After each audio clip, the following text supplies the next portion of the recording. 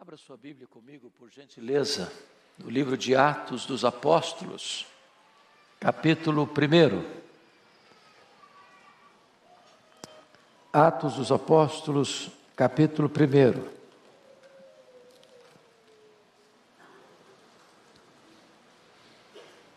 E leremos até o versículo 8, de 1 a 8. Escrevi o primeiro livro, ó Teófilo, relatando todas as coisas que Jesus começou a fazer e a ensinar, até o dia em que, depois de haver dado mandamentos por intermédio do Espírito Santo aos apóstolos que escolhera, foi elevado às alturas. A estes também, depois de ter padecido, se apresentou vivo com muitas provas incontestáveis, aparecendo-lhes durante 40 dias e falando das coisas concernentes ao reino de Deus. E comendo com eles, determinou-lhes que não se ausentassem de Jerusalém, mas que esperassem a promessa do Pai, a qual, disse ele, de mim ouvistes. Porque João, na verdade, batizou com água, mas vós sereis batizados com o Espírito Santo, não muito depois destes dias. Então os que estavam reunidos lhe perguntaram: Senhor, será este o tempo em que restaures o reino a Israel? Respondeu-lhes: não vos compete conhecer tempos ou épocas que o Pai reservou pela sua exclusiva autoridade, mas recebereis poder ao descer sobre vós o Espírito Santo, e sereis minhas testemunhas, tanto em Jerusalém como em toda a Judeia e Samaria, e até aos confins da terra. Verso 14. Todos estes perseveravam unânimes em oração, com as mulheres, com Maria, mãe de Jesus, e com os irmãos dele. Capítulo 2, versos de 1 a 4. Ao cumprir-se o dia de Pentecostes, estavam todos reunidos no mesmo lugar.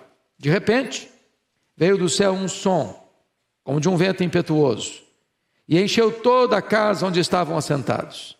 E apareceram distribuídas entre eles línguas como de fogo, e pousou uma sobre cada um deles.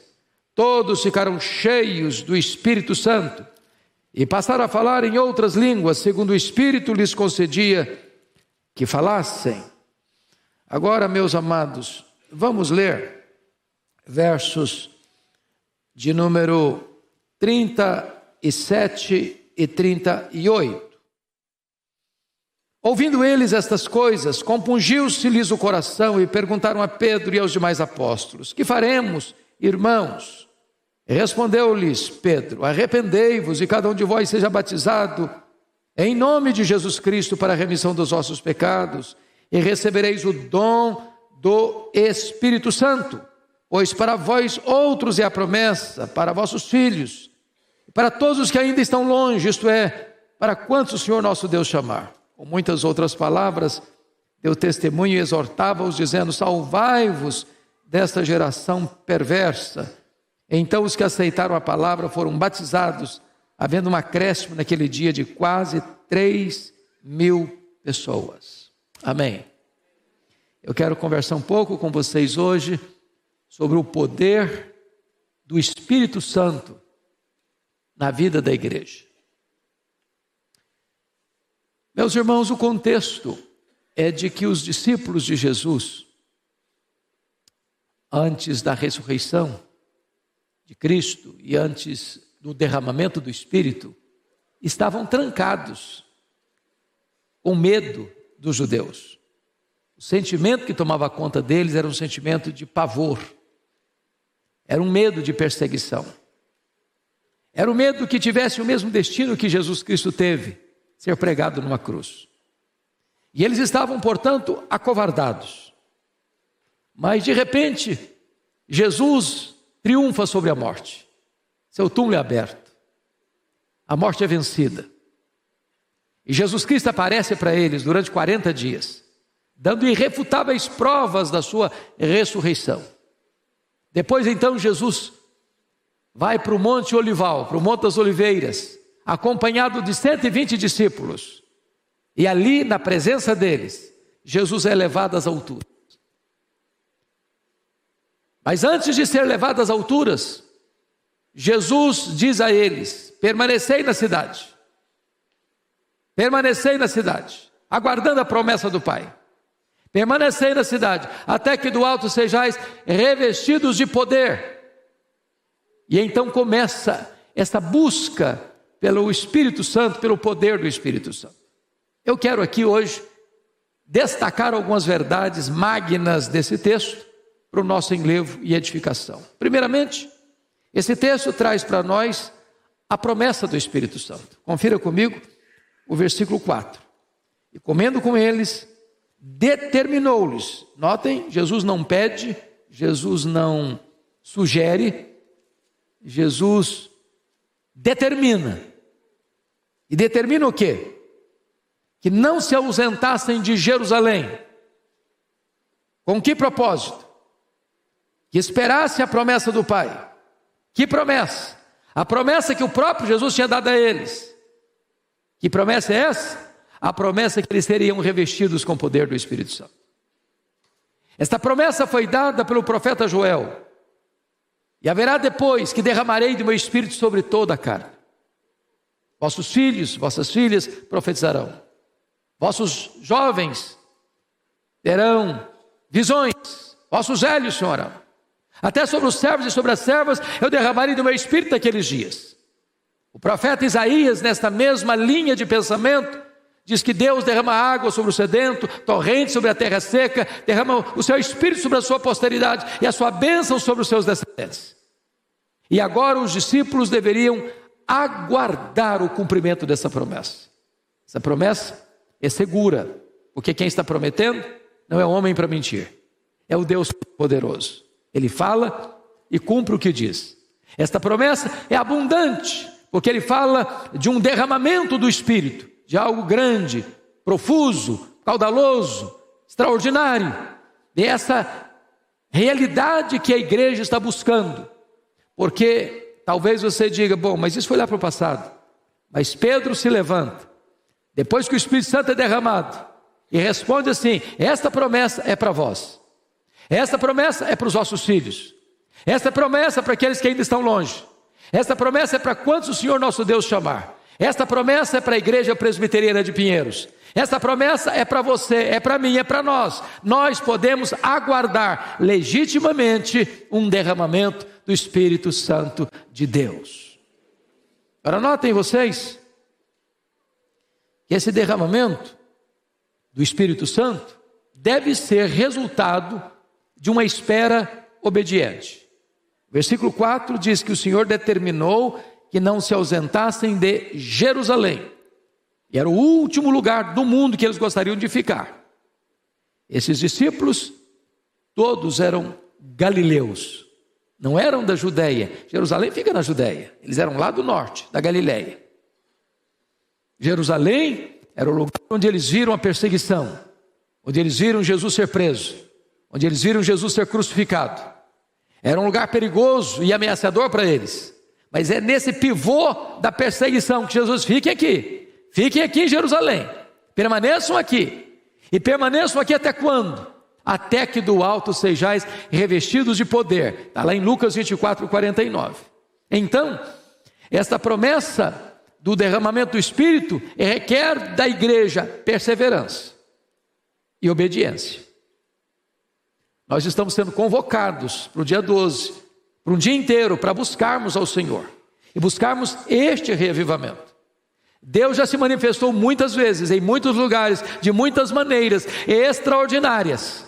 E nós aqui sentimos a necessidade desesperadora de recebermos também uma visitação do Espírito Santo especial, poderosa, um derramamento da graça, um derramamento do Espírito Santo. Mas isso precisa vir de uma espera obediente e perseverante. Mas notem mais, meus amados irmãos, dentro desta linha, os discípulos, ouvindo Jesus falar no verso 5, que João batizou com água, mas eles seriam batizados com o Espírito Santo, não muito depois desses dias, isso leva os discípulos a uma pergunta, aliás, uma pergunta escatológica: vai ser nesse tempo que o Senhor vai restaurar o reino de Israel? E eles ainda pensavam que Israel seria o centro do poder e que Jesus teria um trono físico, visível, geográfico em Jerusalém e dali comandaria o mundo. Israel, então, no cenário da testa das nações, na proa das nações. Aí Jesus responde para eles: não compete a vocês conhecer tempos ou épocas, cronos ou kairós, que o Pai reservou pela sua exclusiva autoridade, mas recebereis poder ao descer sobre vós o Espírito Santo, e sereis minhas testemunhas, tanto em Jerusalém, como em toda a Judeia e Samaria, e até os confins da terra. Irmãos, o que Deus tem para nós é algo grandioso. É um derramamento do Espírito e um revestimento de poder. Muitos irmãos no passado experimentaram isso, como Dwight Lyman Moody, na cidade de Nova York, um homem comum, um homem sem muita instrução acadêmica, um homem que tropeçava no vernáculo, que agredia e assassinava a gramática, mas um homem que se levantou para pregar no poder do Espírito Santo, cheio do Espírito Santo, e levou mais de 500 mil pessoas a Cristo. Deus pode fazer o mesmo. Deus pode fazer o mesmo que fez lá naquela reunião de universitários e estudantes, na universidade lá da Inglaterra, de Oxford, em 1739.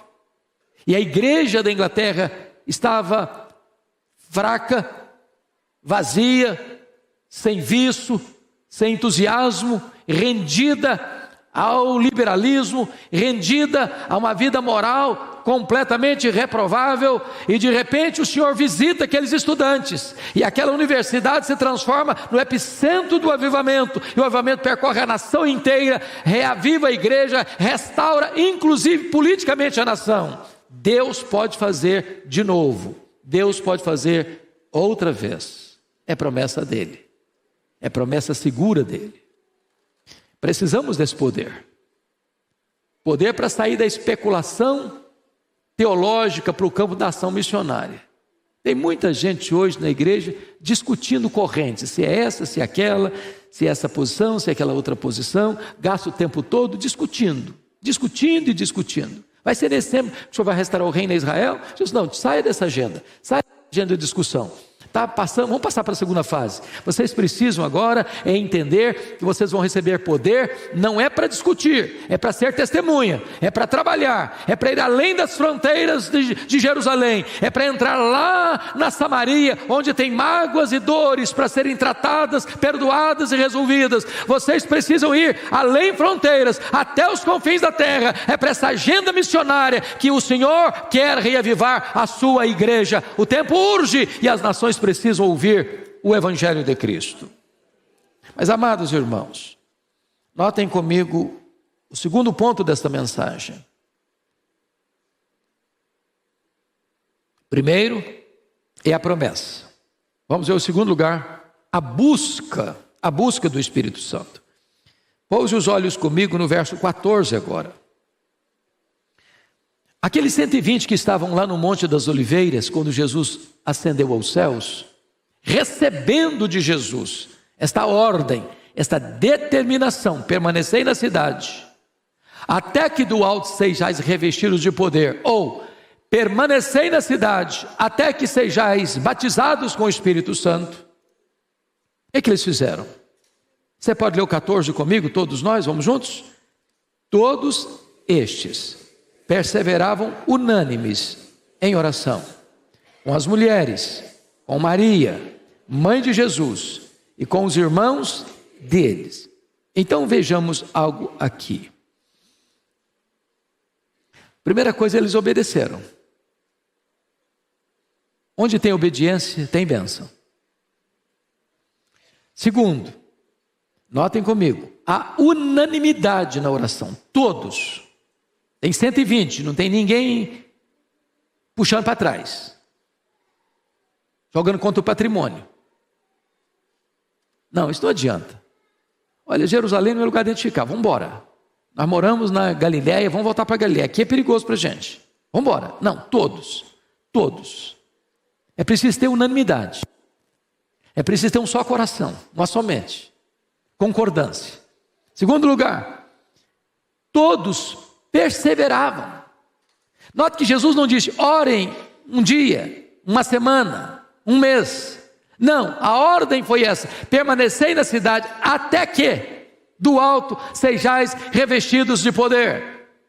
Permanecei na cidade até que recebais a promessa do Pai, sejais batizados com o Espírito Santo, até que recebam vocês o poder do Espírito Santo. Então tem aqui um ato de perseverança.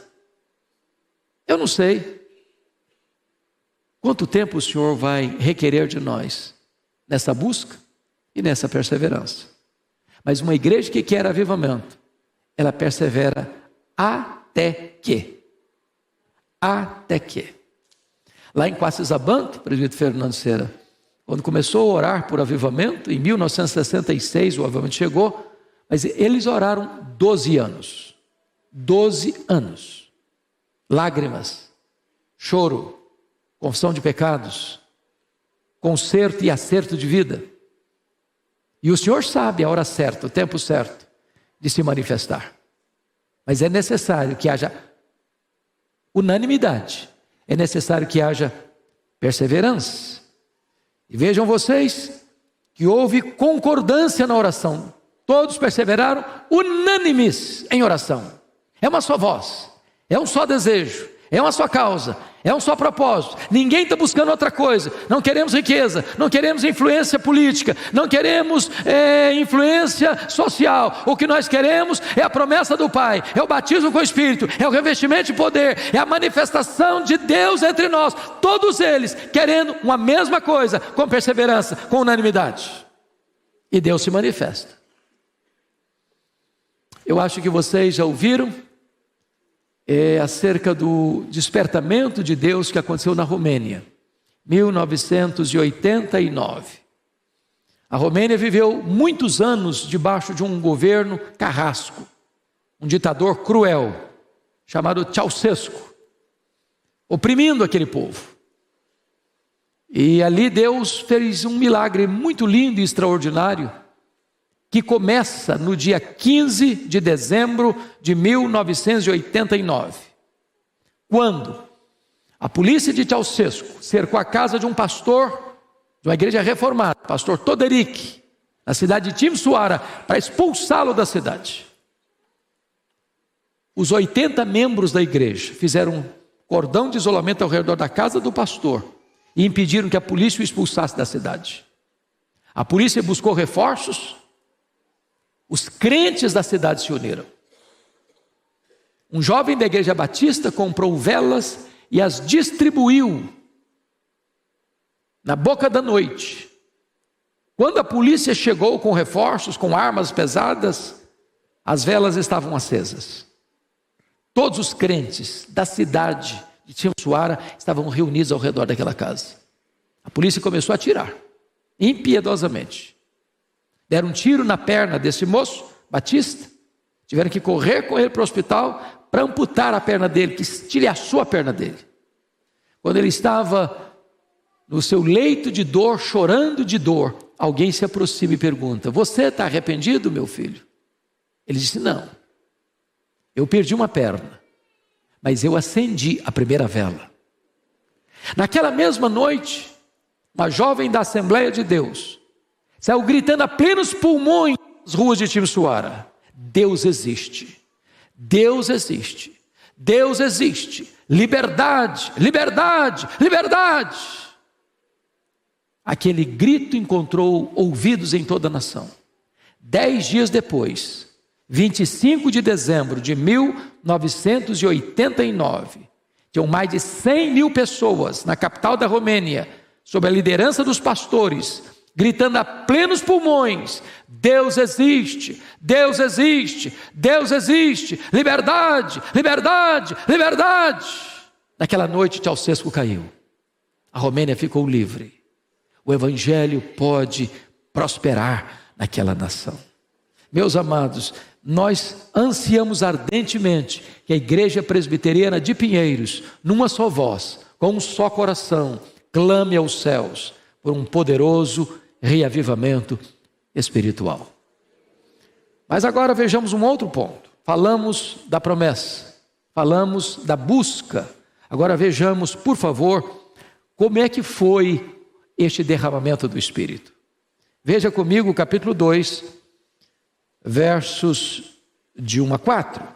A primeira coisa que merece destaque aí é que o derramamento do Espírito foi um fenômeno celestial, que não foi produzido pelo homem.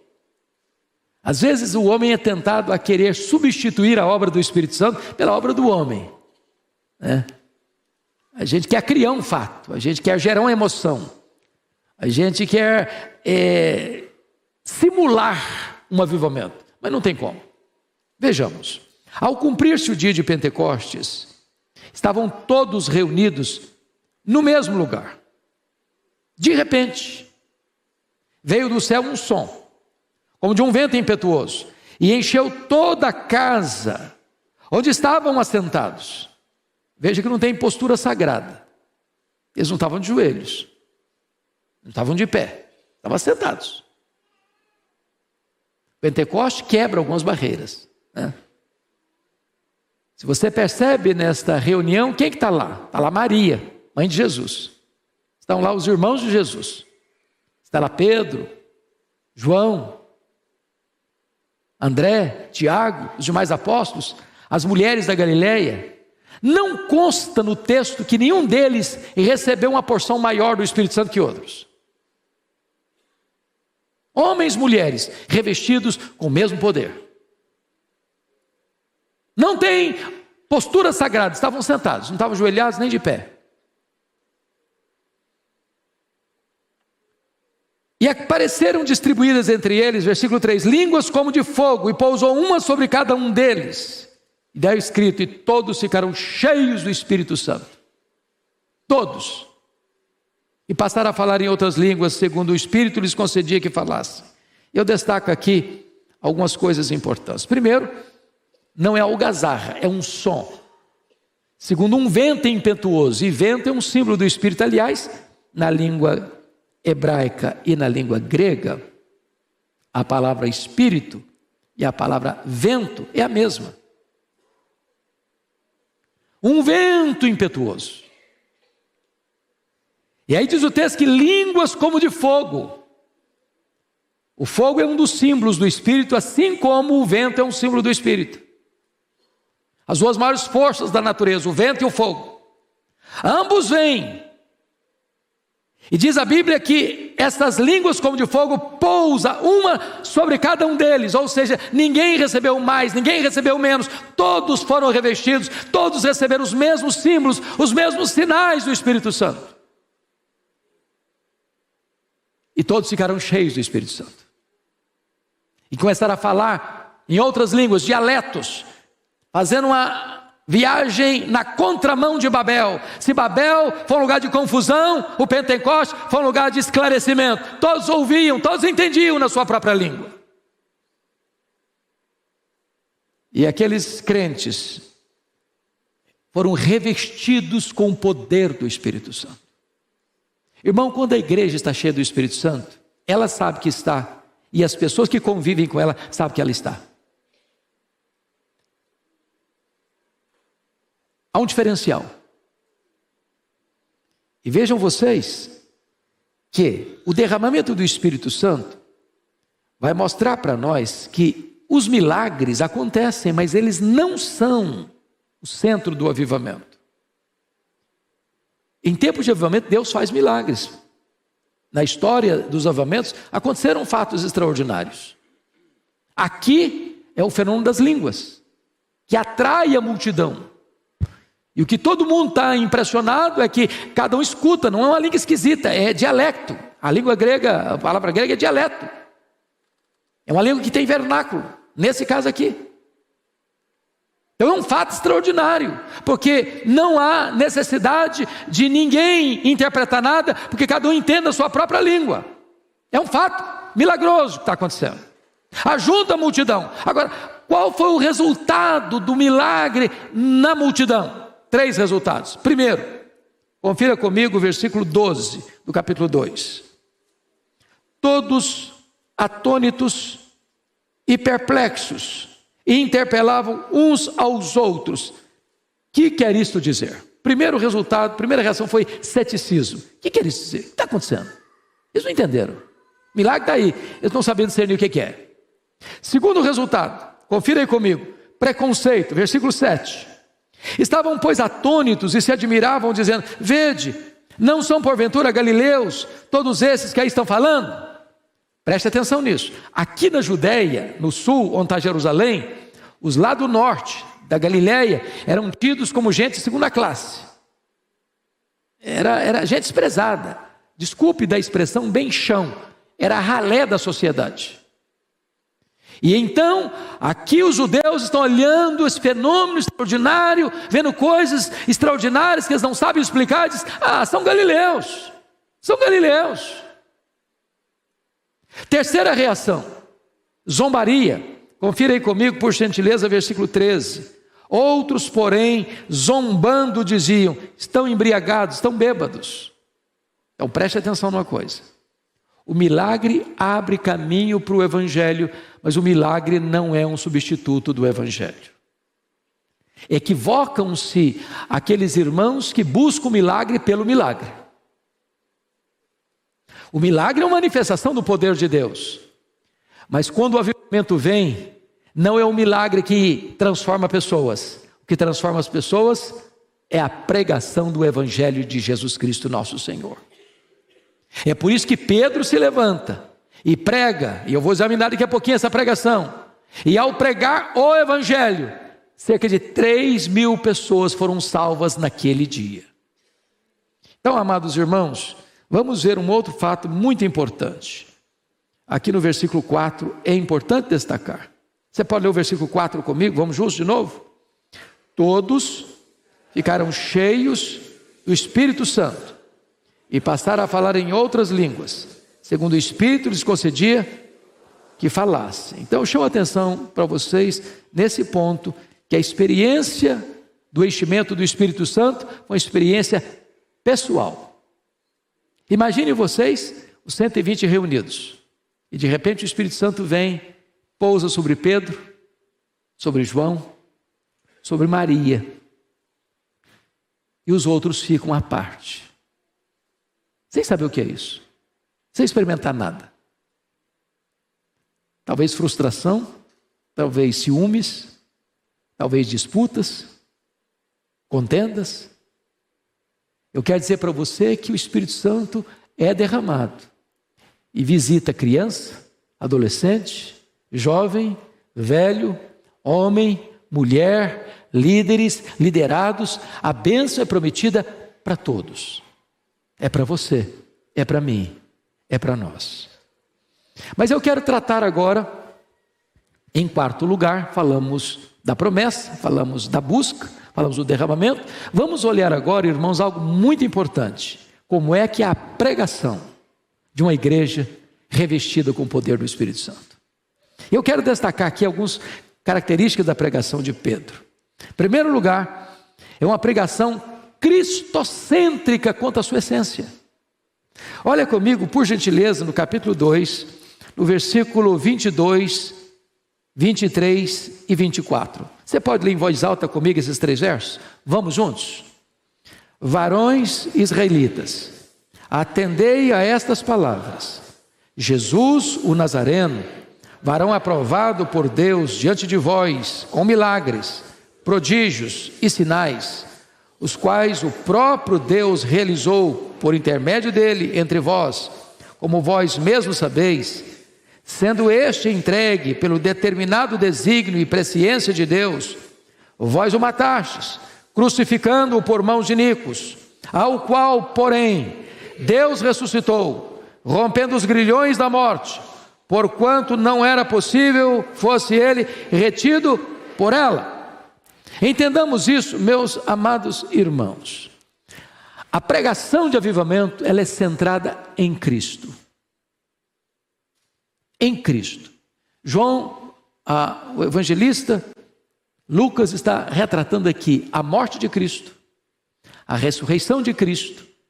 Depois ele vai tratar no verso de número 33, confira aí comigo, a exaltação de Cristo, exaltado, pois, à destra de Deus, tendo recebido o Pai a promessa do Espírito Santo, derramou isso que vês e ouvis, e vai concluir com o senhorio de Cristo no verso 36, esteja absolutamente certa, pois toda a casa de Israel, de que este Jesus, que vós crucificastes, Deus o fez Senhor e Cristo. Então o que é essa pregação? Ela fala da morte de Cristo, ela fala da ressurreição de Cristo, ela fala do senhorio de Cristo, ela fala da exaltação de Cristo, ela é cristocêntrica.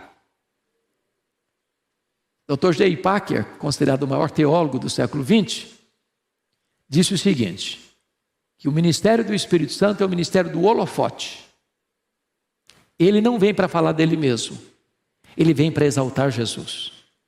Você anda por São Paulo, de vez em quando você vê um prédio bem bonito, um dia está com a cor verde, outro dia está com a cor amarela, outro dia está com a cor azul, e você só vê a beleza do prédio. Mas existe uma luz ali escondida, que você não vê. Qual o propósito dessa luz, desse holofote? É ressaltar a beleza do edifício. O ministério do Espírito Santo, esse ministério de holofote, ele aponta para Jesus, ele exalta Jesus, ele glorifica Jesus. Um verdadeiro avivamento não exalta o homem, um verdadeiro avivamento nem mesmo uma pregação sobre a pessoa do Espírito Santo. A pessoa do Espírito Santo leva a igreja a exaltar a Jesus Cristo e falar da sua vida, da sua morte, da sua ressurreição, da sua exaltação e do seu senhorio. Esse é um ponto importante. Segundo ponto que eu ressalto, que essa pregação ela é eficaz quanto ao seu propósito. O versículo 37 tem algo magnífico que eu quero destacar. Ouvindo eles essas coisas, compungiu-se-lhes o coração e perguntaram a Pedro e aos demais apóstolos: que faremos, irmãos? O que é importante destacar aqui? É que em tempos de avivamento, irmãos, o apelo não parte do pregador para o auditório, mas do auditório para o pregador. A palavra é uma flecha no coração. Quando as pessoas escutam, o coração se compunge, a alma se contorce. E eles têm pressa para saber o que é que eles vão fazer diante desta pregação. Foi isso que aconteceu no Pentecostes, foi isso que aconteceu com João Batista, lá no deserto da Judeia. Ela é uma pregação eficaz quanto ao seu propósito, mas também clara quanto às suas exigências. Versículo 38, você pode ler o 38 comigo em voz alta? Vamos juntos? Respondeu-lhes Pedro: arrependei-vos, e cada um de vós seja batizado em nome de Jesus Cristo. Está aqui, vamos parar aqui. Aqui está a clara exigência desta pregação. Qual é o ponto central de uma pregação de avivamento? Não é dizer que você é maravilhoso, não é prometer para você saúde e prosperidade, não é prometer para você que você vai ocupar a posição mais alta da sua empresa. Não. Pregação de avivamento trata de arrependimento. Bom, talvez você diga assim: ah, pastor, mas está tudo bem comigo, vou me arrepender não, para quê? Minha vida está boa, sou uma pessoa honesta, sou uma pessoa íntegra, sou uma pessoa cuidadosa, zelosa, eu não tenho nada para me arrepender. Aqui está o nosso problema, irmãos, aqui está o nosso problema. Quando chega em épocas de avivamento, queridos, os crentes mais consagrados, eles ficam naquilo que chama-se de agonia do arrependimento. Sabe por quê? Todos nós aqui temos naipes de hipocrisia. Sabe o que significa isso? Que as pessoas às vezes admiram não quem nós somos, mas quem nós aparentamos ser. Deixa eu ilustrar isso para você entender. Você conhece um dos homens mais santos de Deus na história? O homem mais manso que a Bíblia diz que existiu? Foi Moisés. A Bíblia diz que um dia Moisés subiu no monte, quando desceu de lá o rosto ele estava brilhando. A glória de Deus, a Shekinah de Deus brilhando. As pessoas não podiam se aproximar dele. O que ele fez? Botou um véu para que as pessoas pudessem se aproximar. Só que um dia ele percebeu que aquela luz, aquela glória, aquela luz foi se apagando. Mas ele gostou daquele negócio. das pessoas olharem para eles, que homem santo, que homem piedoso. A Shekinah de Deus está na cara dele. Ele manteve o véu, não precisava mais. Talvez você responda assim: não, pastor, eu nunca usei um véu de hipocrisia na minha vida. E se você me falar isso, eu vou lhe garantir uma coisa: agora mesmo você está afivelando uma grossa máscara de mentira no seu rosto. Quando o avivamento chega, há choro pelo pecado, há quebrantamento, há arrependimento genuíno, verdadeiro. Essa é a pregação de avivamento: arrependei-vos, arrependei-vos. Mas essa pregação, ela não só tem uma exigência clara, ela tem uma promessa segura. Olha o finalzinho do versículo 38, nós interrompemos. Está escrito assim: cada um de vós seja batizado, versículo, arrependei-vos, e cada um de vós seja batizado em nome do Senhor Jesus Cristo para a remissão de pecados, e recebereis o dom do Espírito Santo. Em outras palavras, quando você se arrepende, Deus perdoa, e quando você se arrepende, Deus perdoa, então Deus derrama sobre a sua vida o Espírito Santo de Deus. Aí chega o avivamento, chega o derramamento do Espírito Santo de Deus. E para fechar, essa pregação é vitoriosa quanto aos seus resultados. Olha o versículo 41 comigo, leia em voz alta o 41, vamos já? Então, os que lhe aceitaram a palavra foram batizados, havendo um acréscimo naquele dia de quase 3.000 pessoas. Que Deus nos dê, amados irmãos, a graça de pregarmos com esse revestimento do Espírito Santo. Porque às vezes a igreja se reúne, a igreja canta, a igreja prega, as pessoas vêm, as pessoas voltam, a vida não muda, bota a vida no piloto automático. A mesma coisa, a mesma crise, os mesmos problemas, as mesmas lutas, os mesmos pecados, ano após ano, década após década. Nós precisamos de um avivamento, para que haja arrependimento e salvação, para a glória de Deus. Eu quero terminar só trazendo mais um ponto para vocês, que é a vida cheia do Espírito Santo. Eu queria só que vocês lessem comigo os versos 42 a 47, e eu destacar brevissimamente alguns pontos aqui. Vamos ler juntos? 42 a 47, vamos lá? E perseveravam na doutrina dos apóstolos, e na comunhão, no partir do pão, e nas orações. Em cada alma havia temor, e muitos prodígios e sinais eram feitos por intermédio dos apóstolos. Todos os que creram estavam juntos, e tinham tudo em comum. Vendiam as suas propriedades e bens, distribuindo o produto entre todos, à medida que alguém tinha necessidade. Diariamente perseveravam unânimes no templo, partiam pão de casa em casa, e tomavam as suas refeições com alegria e singeleza de coração, louvando a Deus e contando com a simpatia de todo o povo. E enquanto isso, acrescentava-lhes o Senhor, dia a dia, os que iam sendo salvos.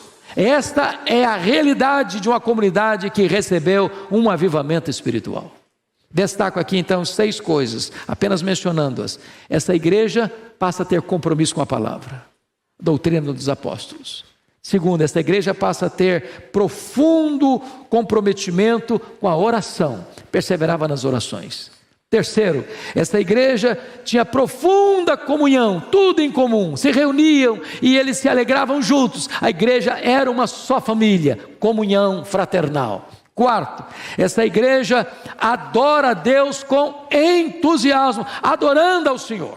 Adorando ao Senhor. Os cultos eram de uma alegria exuberante, de uma presença de Deus fascinante, e as pessoas entravam ali e viam a glória de Deus se manifestando. Quinto lugar, temor a Deus e experiência de milagres, das manifestações soberanas, sobrenaturais e extraordinárias de Deus. E finalmente, a igreja tinha simpatia do povo, e Deus acrescentava dia a dia os que iam sendo salvos. Quando eu visitei a missão Quacis-Abanto, lá na África do Sul, eu escutei do pastor Erle Stiggin que quando o Espírito Santo veio sobre eles, de manhã, quando os missionários acordavam, Tinha 5, 10, 20 pessoas na porta de cada um, com pressa para acertar a vida com Deus. Pastor Ronaldo Lidório conta que lá entre os concombas, onde ele experimentou um avivamento, os feiticeiros saíram correndo lá da roça, com pressa para confessar os seus pecados e acertar a vida com Deus. Meus irmãos, se Deus trouxer sobre nós um avivamento, realmente as nossas portas precisam ser empurradas para fora. E nós não teremos talvez muito tempo, sequer para dormir ou para comer. Porque nesses 20 milhões de pessoas de São Paulo, vai ter muita gente com fome de Deus, para acertar a vida com Deus. E a igreja há de ser esse celeiro de Deus, para receber essas multidões. Eu quero esse avivamento, eu anseio por ele. Eu sei que esta igreja tem orado por esse avivamento. Daí a convocação do nosso pastor Arival para o dia 12, você está aqui, clamando aos céus, aguardando que as portas do céu se abram e que seja derramado sobre nós um grande avivamento espiritual. Eu quero orar com vocês. Se você anseia por isso, aguarda isso e crê nisso, eu quero orar em seu favor. Esta semana eu conversei com vários pastores lá dos Estados Unidos que estiveram lá na Universidade de Asbury. E aquilo que está acontecendo lá, eles disseram para mim, não tem outra explicação, a não ser uma grande ação do Espírito Santo. Choro, arrependimento, confissão de pecados, sede de santidade. Dentro da capela, nas filas quilométricas a 4 graus negativos. E as pessoas adorando a Deus. E as pessoas cantando. E as pessoas acertando a vida com Deus. Um dos pastores falou comigo ontem, com lágrimas nos olhos, chorando, disse, Hernandes, a minha vida foi tão impactada, que eu já sou um pastor de cabelos brancos, mas ali para mim foi um marco, um divisor de águas na minha história.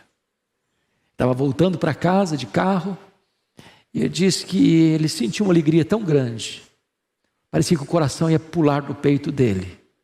Ele disse, eu nunca senti isso em toda a minha vida. E eu anseio isso. Temos lido sobre isso, temos pregado sobre isso. E a nossa oração é que este vento do Espírito sopre sobre nós também, em nome de Jesus. Fique em pé, vamos orar.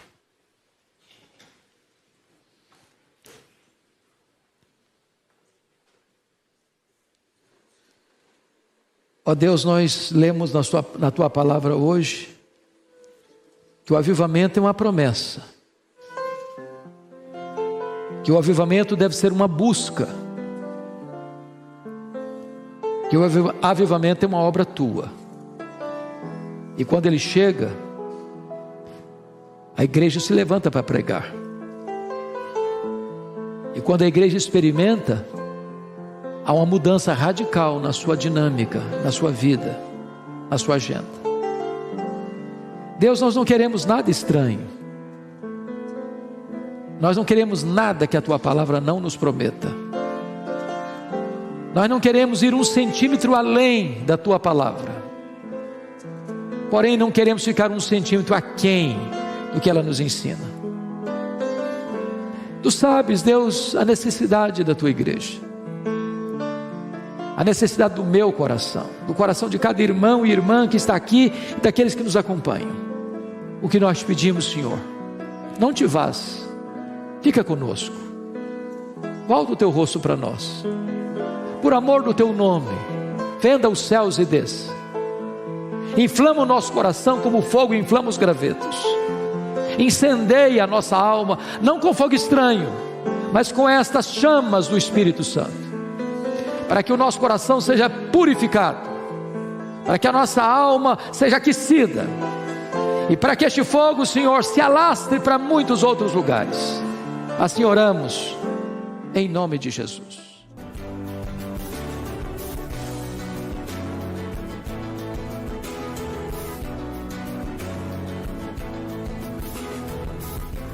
Palavra da Verdade, com Hernandes Dias Lopes.